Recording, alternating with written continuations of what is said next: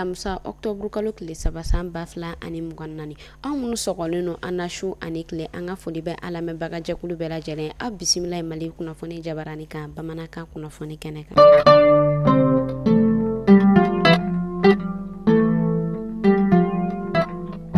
Kunnafoni daminɛna an ma ladɔnniya k'a fɔ fɛn min yɛrɛ kɔni an ka finitigilakaw ye ni a bɛ wagati damadɔ o yɛrɛ kɔni bɔ binganni wale o yɛrɛ kɔni tala ka olu sɛgɛrɛ Tinzawatɛni ale marabolo kɔnɔna na an ka jamana kɔrɔyan fan fɛ an bɛ wagati min na i n'a fɔ sisan nɔ a yirala k'a fɔ fɛn min yɛrɛ kɔni irisi kɛlɛkɛcɛ ale ni an ka finitigiw olu yɛrɛ kɔni bɔla ka wulikajɔ o yɛrɛ kɔni kɛ tuguni ka u kun da Tinzawatɛni ale kan kunnafoniyaw olu bɔla nin tile fila in na k'a fɔ ko u ni Tinzawatɛni tɔ ko a man ja tuguni ko a tɛ tɛmɛ kilomɛtiri damadɔ o yɛrɛ kɔni kan o tɛmɛnen kɔfɛ fɛn min yɛrɛ kɔni Algérie a yirala k'a fɔ ko Algérie ko ale yɛrɛ kɔni bɔla ka danfara dɔ o yɛrɛ kɔni ci Tinzawatɛni ale yɛrɛ kɔni masurunyana ko u y'a yira k'a fɔ ko o b'olu ka jamana fɛ ko o kɔni ye frontière olu ni Mali ni ɲɔgɔn cɛ fɛn min yɛrɛ kɔni an ka finitigilakaw ye u yɛrɛ kɔni b'a la ka wuli ka jɔ u yɛrɛ kɔni kɛ u yɛrɛ kɔni ye kumakan min u yɛrɛ kɔni yira jamanadenw u y'a yira k'a fɔ ko u bɛ Tinzawatɛni ka a fara an ka jamana u kɔni kan ko o yɛrɛ fɛnɛ tɛmɛnen kɔfɛ ko u bɛ wuli ka jɔ o yɛrɛ kɔni kɛ walasa ka jamanadenw ale ni u bololafɛnw bɛɛ lajɛlen kisi.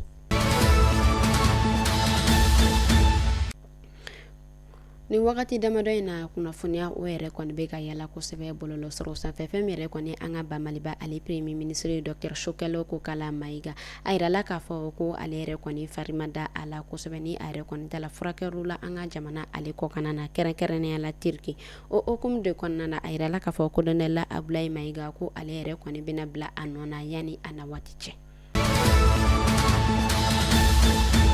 Tarata don septembre kalo tile fɔlɔ san 2024 kɔnɔna na fɛn min yɛrɛ kɔni ye polisiw ka ɲɛmaaba ye ni a bɛ wele ko Sumayila Tarawele a yirala k'a fɔ ko ale yɛrɛ kɔni tala ka taa bali ka cun o yɛrɛ kɔni kɛ u ka baarayɔrɔ o yɛrɛ kɔni caman na kɛrɛnkɛrɛnnenya la u ka commissariat a yirala k'a fɔ tagali yɛrɛ kɔni kɔnɔna na ko a yɛrɛ kɔni tala sɔrɔ ko baarakɛlaw ko u yɛrɛ kɔni bɛ k'u ka baara kɛ a kɛcogo cɛɲuman na a ye foli bila ani tasibila kɛ ka ɲɛsin u bɛɛ lajɛlen ma u ka wulikajɔ la ka sababuya kɛ a y'a yira k'a fɔ kabi binganni wale min ni o yɛrɛ kɔni kun tala ka an ka faba sɛgɛrɛ ko o yɛrɛ kɔni tɛmɛnen ko u yɛrɛ kɔni bɛ u seko u n'u dɔn yira ko u bɛ ka lakana ko o yɛrɛ kɔni sabati kosɛbɛ an ka ba Maliba kɔnɔna na.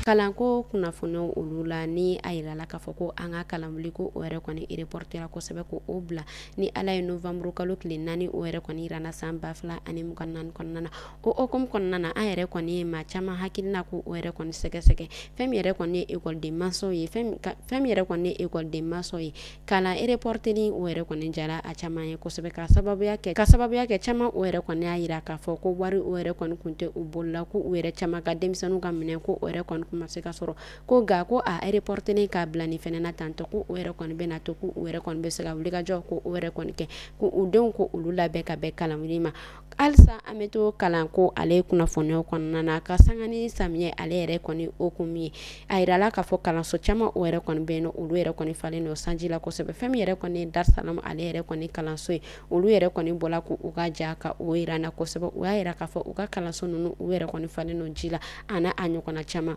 u b'a la ka wele ko o bila fanga tigilamɔgɔ ma walasa u bɛ se ka fɛɛrɛ o yɛrɛ kɔni sɔrɔ a la cogoya min na yanni kalanwuli a cɛ.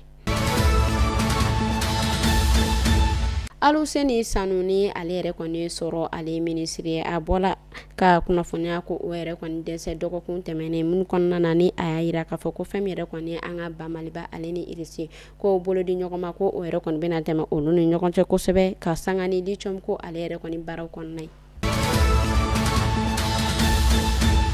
Octobre kalo tile 2 san 2024 kɔnɔna na fɛn min yɛrɛ kɔni ye AES ale confédération jɛkulu olu bɔla ka wuli ka jɔ ko o yɛrɛ kɔni sigi sen kan fɛn min yɛrɛ kɔni ye a passeport o yɛrɛ kɔni ko bɛ se ka lakiliya cogoya min na.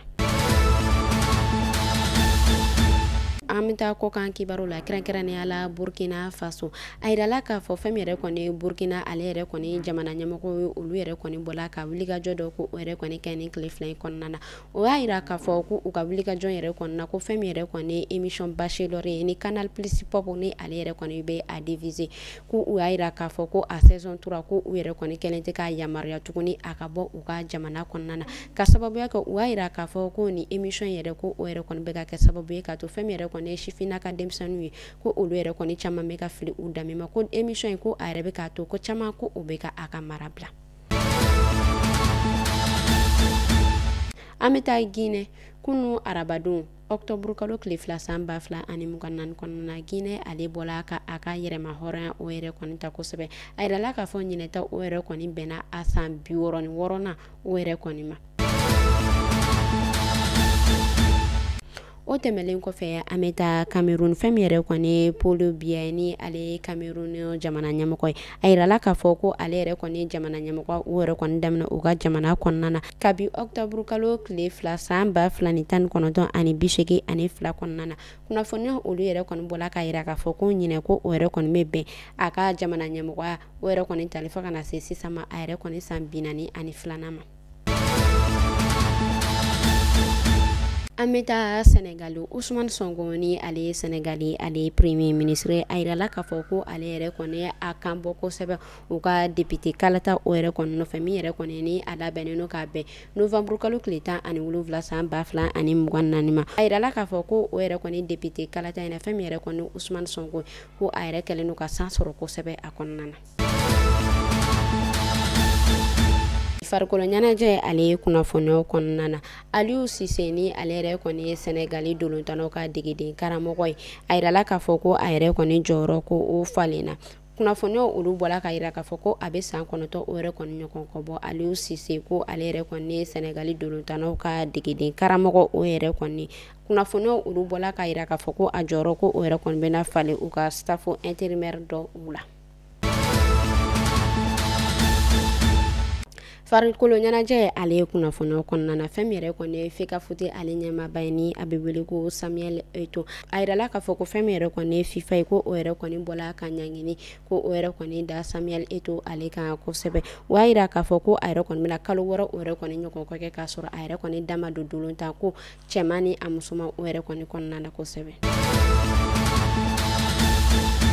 Kunnafoni kuncɛla an bɛ taa Djibouti Organisation Internationale des Migrants OIM ale bɔla ka kunnafoniya ko o yɛrɛ kɔni bila ko bateau dɔ ko o yɛrɛ kɔni dafirila u yɛrɛ kɔni ka jamana kɔnɔna na min yɛrɛ kɔni kɔnɔna na a yirala k'a fɔ ko tungatagala maa 45 ɲɔgɔn kɔ ko o yɛrɛ kɔni bɔnɛna a nin na bateau dafiri yɛrɛ kɔni sababuya la. An bɛ Ala deli Ala ka bada nɛɛma k'u di u ni alisilamɛ bɛɛ lajɛlen ma ka anw yɛrɛ ɲɛ ka an ta don kɔnɔ. Ni ne tun bɛ dansigi kɛ bi kunnafoni na an ka foli bɛ an lamɛnbaga jɛkulu bɛɛ lajɛlen Mali kɔnɔ fɔ Mali kɔ kan aw k'an bɛɛ sini ni Ala man ka jɔnya jɔnya na.